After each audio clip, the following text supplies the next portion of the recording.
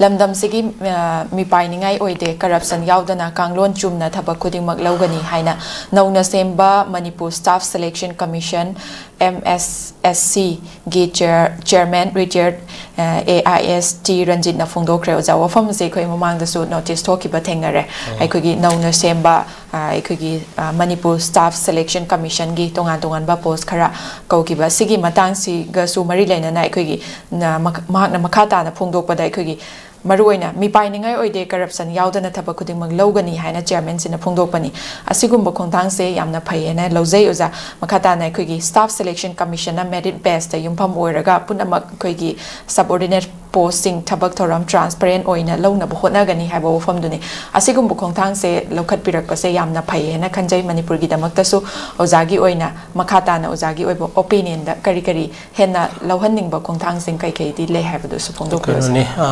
अखोइसे फजब लोइदि खाङेबा फजबाइसे कइनोइसे मालेमगी ओइना अफाबैसे कइनोइसे लोइ खाङेबा अमता तौदबई वारिनेबा अखोइसिदा लैरि मयामसे staff selection come ngara na handa natro amuk tawdana la thokdana Guwahati da tawraga exam tawngam MPSC karigi adum wa thok lei haibani da tawradi tawro atawbu tuminna computerize tawgunu haibani phongna adum lau thokana singai thagale amoi biodata sini gaina nungti gi sum upload taw ya keno website ta adigi khwai hen do khoi myam khangmin kan da di keno DPC pham dro bo ya re keno mayam phongna khoi myam na asim di phai ne mark khwai heli ne adu yo open world di boiro keno te aidi phatte haibana te phajai bangangi do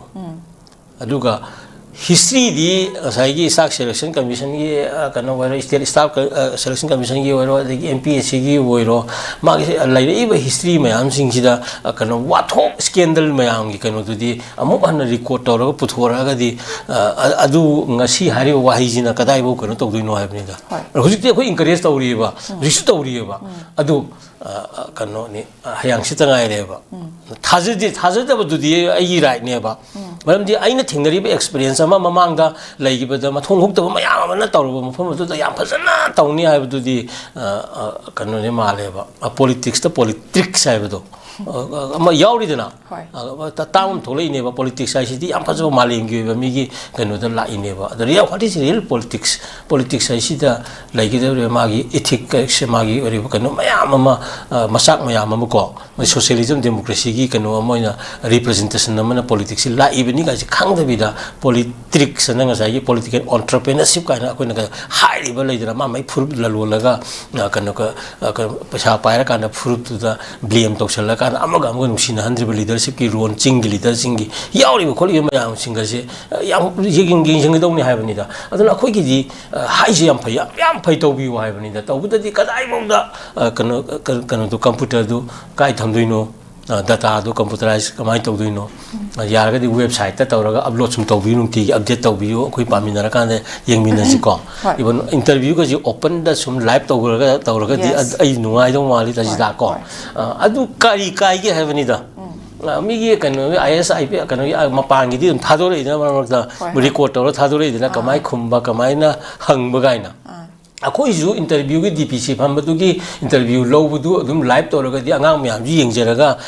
yam phajana skill lu myam du gi mataw du tamjaraga record tawjara di model na mi angang youth myam semgat pi yai keno phajai ne asi ai fast aba yai targa as mai mong ji khoi tamjine ga ina adu di sai DPC du aduna angang myam semgat pi education sarum oire na interview ko khoi live thabi usine ba yarga di